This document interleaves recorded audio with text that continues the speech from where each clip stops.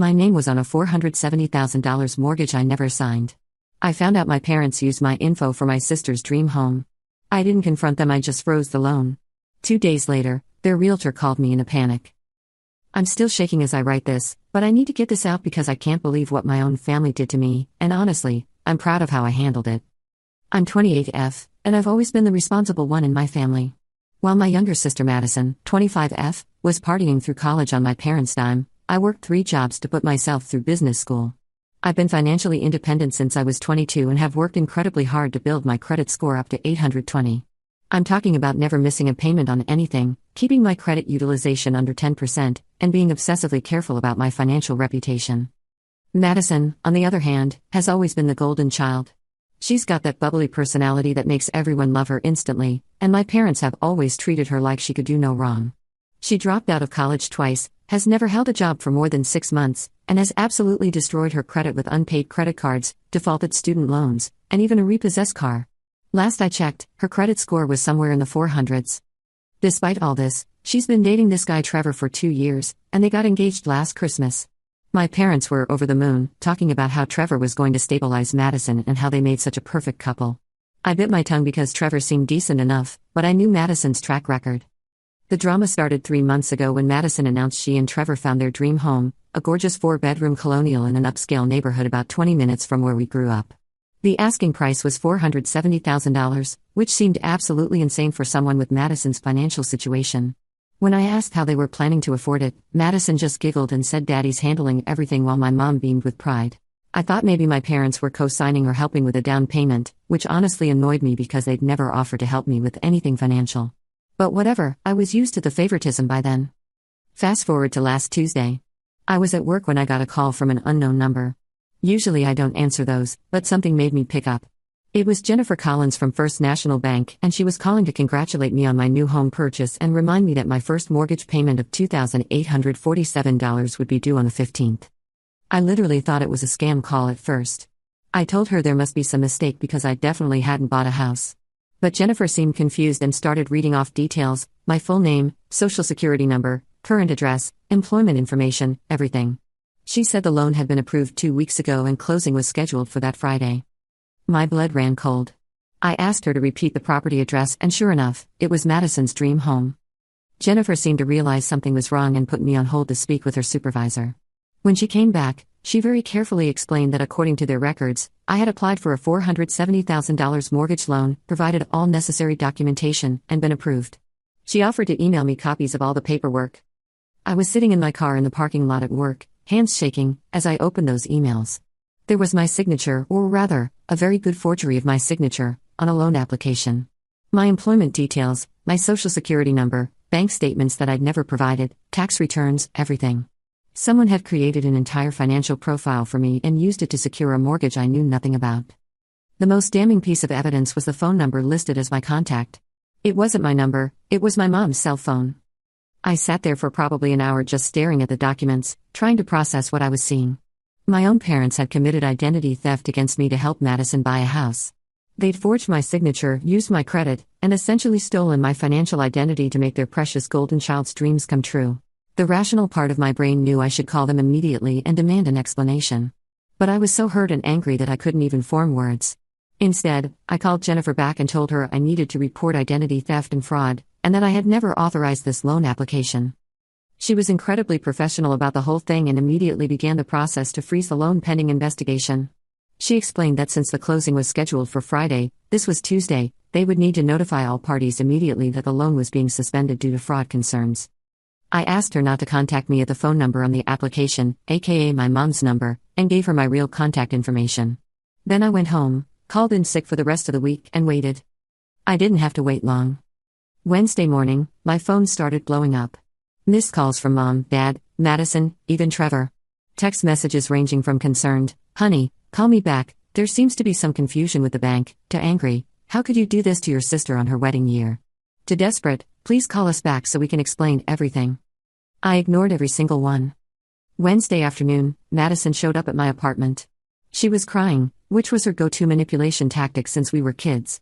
She banged on my door for 20 minutes, shouting about how I was ruining her life and destroying her happiness and how could I be so cruel to family. I watched her through the peephole but didn't open the door. By Thursday morning, the calls had escalated to my dad leaving voicemails saying I was being dramatic and that we could work this out as a family if I would just be reasonable. The last voicemail from my mom was her sobbing about how she was so disappointed in me and couldn't believe I would hurt Madison like this over a simple misunderstanding. A simple misunderstanding. Identity theft and mortgage fraud was a simple misunderstanding. Thursday afternoon, I got the call that made this whole nightmare worth it. Hello, is this Sarah Chen? This is David Rodriguez from Premier Realty Group. I'm calling because I understand there's been some kind of issue with your mortgage approval, and I have some very concerned clients who are supposed to close on their new home tomorrow. The sellers have already moved out and there's a backup offer that expires at midnight tonight, so we really need to resolve this immediately. I had been waiting for this call. Hi David, I said in my sweetest voice. Yes, there's definitely been an issue with the mortgage. You see, I never applied for a mortgage loan. Long pause. I'm sorry, what do you mean you never applied? We have all your documentation, your approval letter, everything. Well, that's the thing, David. Someone forged my signature and stole my identity to apply for a loan I never wanted for a house I never intended to buy. I've reported it as fraud to the bank, and the loan has been frozen pending investigation. Another long pause, then David's voice got a lot less friendly. Ma'am, I have clients who have been planning this purchase for months. They've arranged movers, taken time off work for closing, and the sellers are expecting this transaction to complete tomorrow. Are you telling me this is all going to fall through? That's exactly what I'm telling you, David. And I'd suggest you have a very serious conversation with your clients about how they obtained loan approval using someone else's identity without permission. But their family. Your parents explained that you were helping your sister buy her first home, and that you were just too busy to handle the paperwork yourself, so they were taking care of it for you. This was the moment I'd been waiting for. The moment where I got to destroy the narrative my family had built around their crimes. David, let me be very clear about something. I had absolutely no knowledge of this mortgage application until the bank called me Tuesday to congratulate me on my home purchase. My parents committed identity theft and mortgage fraud by forging my signature and using my financial information without permission. This isn't a family helping each other out, this is a federal crime. The line went quiet for so long I thought he'd hung up. Ma'am, This is a very serious accusation. It's not an accusation, David. It's a fact. I have never signed any paperwork for this mortgage, I have never authorized anyone to sign on my behalf, and I will be pressing charges if necessary. Your clients used stolen identity documents to secure a loan they could never qualify for on their own, and now they're facing the consequences of that decision. What about the backup offer? The sellers? That sounds like your client's problem, not mine. They should have thought about backup offers and disappointed sellers before they decided to commit fraud. I hung up feeling better than I had in days. 2 hours later, the real fireworks began. My phone rang and it was Madison, but she wasn't crying this time. She was screaming. You vindictive bitch. Do you know what you've done? The sellers accepted the backup offer and we lost the house. Our dream home is gone because you're too selfish to help family. I had practiced this conversation in my head for 2 days. Madison, you lost the house because you and our parents committed mortgage fraud using my identity. It's not fraud. You're our family. Mom and Dad were just trying to help us get a good interest rate. By forging my signature and using my social security number without permission? That's literally the definition of identity theft. You could have just gone along with it. We would have made all the payments, it wouldn't have cost you anything. This was the part that really got to me. The assumption that I should just be okay with having my credit and financial future tied to their disaster waiting to happen. Madison, your credit score is 436. You've never made a consistent payment on anything in your life. You've defaulted on student loans, credit cards, and had a car repossessed. What happens when you decide buying a house is too hard and you stop making payments? What happens to my credit, my financial future, my ability to buy my own home someday? We wouldn't do that. Trevor has a good job. Trevor works part-time at a sporting goods store, Madison. That's not going to cover a $2,847 mortgage payment plus taxes, insurance, and utilities. Mom and Dad said they'd help. Mom and Dad are 62 and 59 years old with maybe $30,000 in retirement savings between them. What help? The line went quiet, and then Madison said something that really showed her true colors. Fine. Fine. But don't expect me to invite you to the wedding. And don't expect to have a relationship with your nieces and nephews someday. You chose money over family, so you don't get to be part of this family anymore. I actually laughed. Madison, I didn't choose money over family. You and our parents chose to commit crimes against me rather than face the reality that you can't afford the lifestyle you want. Actions have consequences, and those consequences are not my responsibility. She hung up on me.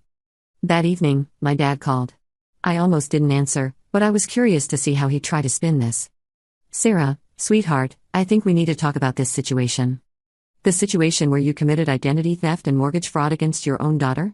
Now, that's not fair. We were trying to help Madison get a good start in life, and we knew you'd want to help your sister if we explained it properly. So you decided to forge my signature and steal my identity instead of having that conversation first? We weren't stealing anything. We were going to tell you everything after closing. Madison and Trevor are good kids, they would have made the payments. Dad, Madison has never successfully made payments on anything. Ever. Her credit is destroyed because she defaults on everything. Well, with Trevor's income and our help, things would be different this time. Trevor makes maybe $25,000 a year part-time, and you and Mom have no retirement savings. The math doesn't work, Dad. Long pause. Sarah, this house was really important to Madison. It's in a good school district for when they have kids, and it's close to us so we can help babysit. This was about building a future for the whole family. A future built on fraud and identity theft is not a future I want to be part of. Can't you just let it go through? We'll figure out the payments somehow. This was the moment I realized my parents had learned absolutely nothing from this experience. Dad, let me explain something to you. If I let this go through, I become legally responsible for a $470,000 mortgage on a house I will never live in, for payments I will never control, with people who have never successfully managed money. When Madison defaults, not if, when, it destroys my credit, prevents me from buying my own home, and potentially leaves me liable for the full amount of the loan. You're asking me to sacrifice my entire financial future for Madison's fantasy. But she's your sister. And I'm your daughter. Did you consider my financial future when you decided to forge my signature? Did you think about how this would affect my life, my credit, my ability to buy my own home someday? Silence. We just thought. You're so responsible with money, and Madison needs more help. So you decided to steal from the responsible child to enable the irresponsible one? We weren't stealing. Dad, using someone's identity and financial information without permission to obtain credit is theft. Filing false documents with a bank is fraud. These are serious crimes, and the fact that we're related doesn't make them legal. He hung up on me too. Friday morning, Jennifer from the bank called me back to update me on the situation. The loan had been officially canceled due to fraudulent application materials, and they were considering whether to refer the case to law enforcement for prosecution. She asked if I wanted to press charges. I thought about it for a long time. Part of me wanted to see my parents face real consequences for what they'd done. But part of me knew that criminal charges would probably destroy what was left of our relationship forever. I told Jennifer I'd think about it and get back to her. That afternoon, I got a text from an unknown number. It turned out to be Trevor. Sarah, this is Trevor. I know things are really complicated right now, but I wanted you to know that I had no idea about any of this. I thought your parents were co-signing for the loan, not using your identity. Madison told me you had agreed to help but wanted to stay out of the paperwork side of things. I'm really sorry this happened to you. This was the first genuinely decent response I'd gotten from anyone in my family's circle. I called him back. Trevor, thank you for reaching out. Can I ask you something honestly? Of course. Did you really think you and Madison could afford a $2,847 mortgage payment? Long pause. I was worried about it. But your mom kept saying the family would help make it work, and Madison was so excited about the house. I figured your parents knew what they were talking about financially. My parents have no money, Trevor. They're living paycheck to paycheck and have almost nothing saved for retirement. There was never going to be family help with mortgage payments. Another pause. I'm starting to realize that. Madison's been really upset since everything fell through, and she keeps talking about how you owe the family this and how you're being selfish. But honestly, after thinking about it, I don't understand how we would have made those payments long term. What are you going to do now? I don't know. Madison wants to find another house, but every lender we've talked to won't even consider us with her credit. And after seeing how your family handled this situation, I'm starting to wonder if I really know the people I'm planning to marry into. I felt a little bad for Trevor in that moment. He seemed like a genuinely decent guy who'd gotten caught up in my family's financial fantasies and manipulative dynamics. Trevor, can I give you some advice? Please. Don't tie your financial future to someone who has never shown the ability to manage money responsibly. And definitely don't tie it to a family that thinks committing fraud is an acceptable solution to financial problems. Yeah, he said quietly. I'm starting to see that. We talked for about an hour, and by the end of it, I got the sense that Trevor was reconsidering more than just the house situation. Saturday morning, my mom showed up at my apartment. I saw her through the peephole, sitting in her car crying, and I felt a little bit of the old guilt creeping in. But then I remembered the mortgage documents with my forged signature, and the guilt disappeared. She knocked for about 10 minutes, then slipped a handwritten letter under my door. The letter was 4 pages of emotional manipulation disguised as an apology. She was sorry I felt hurt by their attempt to help the family. She hoped I would find it in my heart to forgive their mistaken judgment. She wanted me to know that Madison was devastated and having panic attacks over losing the house and potentially losing her relationship with Trevor. Not once did she acknowledge that they had committed crimes against me. Not once did she take real responsibility for forging my signature and stealing my identity. It was all about their feelings and Madison's disappointment. I threw the letter away. Sunday afternoon, I made my decision about pressing charges. I called Jennifer back and told her I wanted to move forward with criminal prosecution. Identity theft and mortgage fraud are serious crimes, and my family needed to face real consequences for their actions. Jennifer put me in touch with Detective Morrison at the police department, and I filed a formal complaint Monday morning. Detective Morrison explained that with the documentation from the bank, this was a pretty clear-cut case of identity theft and fraud. The signatures on these documents are clearly forged, he said, comparing my real signature to the mortgage paperwork. And the phone number discrepancy makes it obvious that someone else was impersonating you throughout the loan process. I gave him all the contact information for my parents, Madison, and Trevor, though I made sure to mention that Trevor seemed to be an unknowing victim in the situation. Tuesday, Detective Morrison called to let me know that he'd spoken with my parents and they'd admitted to forging my signature and using my information for the mortgage application. They claimed it was a family arrangement and they'd intended to tell me after closing, but they couldn't deny the facts of what they'd done. Wednesday, my mom called me crying again. "Sarah, please, you have to drop these charges. Your father could go to jail. Is that really what you want? To send your own father to prison over a mistake?" "Mom, it wasn't a mistake. It was a deliberate decision to commit crimes against me rather than have an honest conversation about Madison's financial situation. We never meant to hurt you. You forged my signature. You used my social security number without permission. You created fake bank documents in my name. You committed fraud against your own daughter. The fact that you didn't mean to hurt me doesn't change the fact that you committed serious crimes. But we're family. Family doesn't commit identity theft against each other, Mom." She cried for a while, then tried a different approach. "What if we paid you back? What if we found a way to make this right financially?" "With what money, Mom? You have no savings, no assets, and Dad's income barely covers your basic expenses. And besides, this was never about money. This was about trust and respect, and the fact that you thought it was acceptable to steal my identity rather than have an honest conversation with me.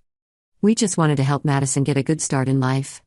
By sacrificing my financial future without my consent. We thought you'd understand once you saw how happy it made her. So you decided to commit felonies instead of asking me first?" She hung up on me. Thursday, I got a call from a lawyer named Patricia Williams who said she was representing my parents. She wanted to discuss a resolution to the situation that wouldn't involve criminal prosecution. I agreed to meet with her, mostly out of curiosity. Patricia was all business, which I respected. She laid out the situation from her perspective. My parents were first-time offenders who had made a serious error in judgment while trying to help their daughter. They were willing to accept responsibility and make restitution if I would agree not to pursue criminal charges. "What kind of restitution?" I asked. "They're prepared to pay for any credit monitoring services you might need, any fees you incurred as a result of their actions, and they're willing to sign a formal agreement acknowledging what they did and promising never to use your personal information again without explicit written consent." I almost laughed. "Patricia, they don't have any money. They live paycheck to paycheck and have no savings. What are they going to pay me with? They're willing to take out a personal loan if necessary. So their solution to committing fraud to get a loan they couldn't afford is to take out another loan they can't afford?" Patricia looked uncomfortable. "Sarah, I understand you're angry, and you have every right to be. But consider the consequences of criminal prosecution. Your father could face up to 5 years in prison for identity theft. Your mother could face similar charges. Is that really the outcome you want?" "Patricia, what I wanted was for my parents to respect my financial independence and not commit crimes against me. What I wanted was for them to have an honest conversation with me about Madison's situation instead of stealing my identity. What I wanted was for my family to treat me like a person whose consent mattered. I didn't get any of those things. But sending them to prison won't get you those things either. No, but it might prevent them from victimizing someone else. And it might teach Madison that actions have consequences." Patricia tried a few more angles, but ultimately I told her I wasn't interested in making a deal. My parents had committed serious crimes, and they needed to face serious consequences. Friday afternoon, Detective Morrison called to let me know that the district attorney's office had decided to pursue charges. My father was being charged with identity theft and mortgage fraud, both felonies. My mother was being charged as an accessory to fraud. Madison was also being charged with conspiracy to commit fraud, since she'd been aware of and involved in the scheme. I felt a mix of relief and sadness. Relief that there would be real consequences for their actions, and sadness that it had come to this.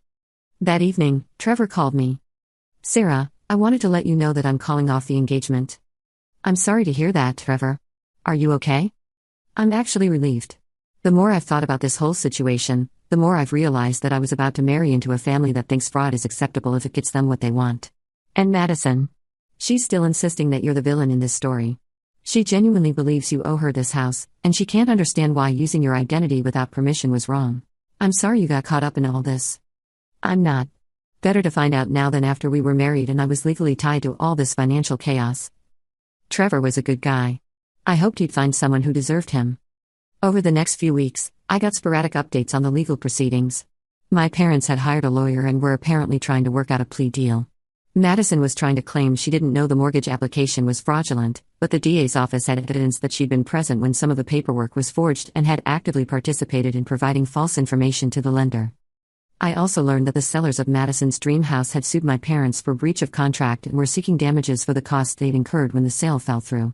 Apparently they'd already moved out and put their belongings in storage based on the expected closing date. 3 months later, the legal situation was resolved. My father pleaded guilty to identity theft and fraud and was sentenced to 18 months in prison, with the possibility of early release after 12 months with good behavior. My mother pleaded guilty to accessory charges and got 2 years probation, 200 hours of community service, and a $5,000 fine. Madison pleaded guilty to conspiracy and got 18 months probation and a $2,000 fine. I felt empty. Not satisfied, not vindicated, just empty. My family had destroyed themselves, and for what? A house Madison couldn't afford and would never have been able to keep anyway? The aftermath was predictably messy. Extended family members reached out to share their opinions on the situation, ranging from "I can't believe your parents did that to you" to "family should forgive family" to "Madison just wanted a nice home for her future children." My Aunt Carol, who'd always been my parents' biggest enabler, actually had the audacity to call me and suggest that I should pay Madison's fine since this whole situation could have been avoided if you'd just been more generous with family in the first place. I hung up on her too. The strangest part was how quiet everything became after the legal proceedings ended. No more angry phone calls, no more manipulation attempts, no more showing up at my apartment. It was like my entire family had just disappeared from my life. Part of me missed them, which made me feel guilty and confused. But mostly I felt relieved. For the first time in my adult life, I wasn't dealing with some crisis Madison had created or some financial emergency my parents were trying to drag me into. The silence also meant I had to confront some uncomfortable truths about my role in the family dynamic. Dr. Martinez helped me understand that I've been enabling my family's dysfunction for years by always being available to solve their problems. Every time I'd bailed Madison out of a financial crisis or helped my parents navigate some emergency, I'd been reinforcing their belief that they didn't need to develop responsible habits because Sarah would always be there to fix things. The mortgage fraud wasn't an aberration, Dr. Martinez explained during one particularly difficult session. It was a logical endpoint of a family system where your needs and boundaries have never been respected. They escalated to identity theft because all their previous boundary violations had been successful. That was a hard truth to swallow. I'd always prided myself on being the helpful, responsible family member. But I'd been so focused on preventing immediate crises that I'd never considered how my constant rescuing was actually making the underlying problems worse. I also had to grapple with the realization that my family's love for me had always been conditional on my usefulness to them. When I was helping solve problems and enabling their lifestyle, I was the good daughter and wonderful sister. The moment I set a boundary and refused to sacrifice my financial future for their fantasy, I became the villain. Real love doesn't require you to set yourself on fire to keep other people warm. Real family doesn't commit crimes against you and then blame you for reporting those crimes. It took me 28 years to learn those lessons, but better late than never. I used the quiet time to focus on my own goals. I'd been saving for a down payment on my own home, and with my credit intact and my identity secure, I was actually able to buy a beautiful 2-bedroom condo in a great neighborhood. The mortgage payment was well within my budget, and I qualified for an excellent interest rate thanks to my 820 credit score, the credit score I protected by refusing to let my family destroy it. On the day I closed on my condo, I thought about Madison and her dream home. She'd wanted a 4-bedroom colonial she couldn't afford in a neighborhood that was way above her means. I'd bought a modest but beautiful home that fit my budget and my life. That's the difference between dreams and reality, I guess. Dreams are what Madison had, fantasies about a lifestyle she couldn't afford, supported by parents who were willing to commit crimes to make those fantasies seem possible. Reality is what I had: a clear understanding of my financial situation, careful planning, and honest hard work to achieve my goals. 6 months after I moved into my new place, I got an unexpected phone call. It was Trevor. "Hey Sarah, I hope it's okay that I'm calling. I got your number from your LinkedIn profile." "Of course, Trevor. How are you doing?" "I'm doing really well, actually. I got a promotion at work, I'm back in school finishing my degree, and I've been seeing a therapist to work through some of the trust issues from, well, everything that happened." "That's great to hear. I wanted to call because I heard through mutual friends that you bought your own place, and I wanted to congratulate you. Also, I wanted to thank you." "Thank me?" "For standing up to your family and refusing to go along with their plan. I know it couldn't have been easy, but watching you prioritize your own financial security and refuse to enable their bad behavior, it taught me a lot about setting boundaries and not sacrificing my own well-being for other people's poor choices." "How are Madison and your parents doing?" I asked, though I wasn't sure I wanted to know. "Not great, honestly. Your dad got out of prison 2 months ago, but he can't find work anywhere because of his record.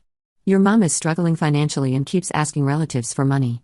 And Madison is still angry at everyone except herself. She's been through 3 different jobs since we broke up, and she's currently living with your parents because she can't afford her own place." "I'm sorry to hear that." "Are you though?" I thought about it honestly. I'm sorry that they're struggling. I'm not sorry that they're facing consequences for their choices. That's a healthy way to look at it. We talked for a few more minutes, and before we hung up, Trevor said something that really stuck with me. "You know, I used to think you were being harsh when you refused to help Madison get that house. But now I understand that you weren't refusing to help her, you were refusing to enable her. There's a big difference." He was right. I'd never refused to help Madison. I'd refused to let her and my parents steal my identity and destroy my financial future. I'd refused to enable their belief that Madison was entitled to a lifestyle she hadn't earned and couldn't afford. I'd refused to participate in a fraud scheme that would have eventually collapsed and left multiple people financially ruined. Looking back now, a year and a half after this all started, I know I made the right choice. It was the hardest thing I've ever done, watching my family face the consequences of their actions and knowing I could have made it all go away by just letting them ruin my credit and steal my financial future. But choosing to protect myself wasn't selfish. It was necessary. Madison never did get her dream home. Last I heard, she was still living with my parents and working part-time at a retail job. My parents are struggling financially and dealing with the long-term consequences of having criminal records. Our extended family is still divided about who was right and who was wrong in this situation. I have my own home, my credit is still perfect, and my financial future is secure. More importantly, I learned that I'm strong enough to stand up for myself even when it means standing alone. Sometimes doing the right thing costs you relationships. Sometimes protecting yourself means disappointing people who expected you to sacrifice yourself for their benefit. Sometimes love means saying no, even when saying yes would be easier. I don't regret freezing that loan. I don't regret pressing charges. I don't regret refusing to enable my family's financial fantasies. I regret that it came to that point in the first place. I regret that my parents thought so little of my autonomy and financial security that they were willing to steal my identity rather than have an honest conversation with me. I regret that Madison felt so entitled to a lifestyle she couldn't afford that she was willing to participate in fraud to get it. But I don't regret protecting myself. And I never will. Update: for everyone asking in the comments, yes, I still get occasional messages from family members trying to guilt me into forgiving and forgetting. No, I haven't had any direct contact with my parents or Madison since the legal proceedings ended. Yes, my credit is still perfect and my financial situation is better than ever. And for those saying I should have just gone along with it to keep the peace, that $470,000 mortgage would have been my legal responsibility when Madison inevitably defaulted. My credit would have been destroyed. My ability to buy my own home would have been eliminated. I chose to protect my future instead of enabling their fantasy, and I sleep perfectly well at night knowing I made the right choice. Final update: Trevor reached out again last week to let me know he's engaged to someone new, a woman who has her financial act together and shares his values about honesty and responsibility. He said he wanted me to know because meeting me and seeing how I handled this situation taught him what to look for in a partner and what red flags to avoid. Sometimes the best revenge is simply living well and being an example of what healthy boundaries and good decision-making look like.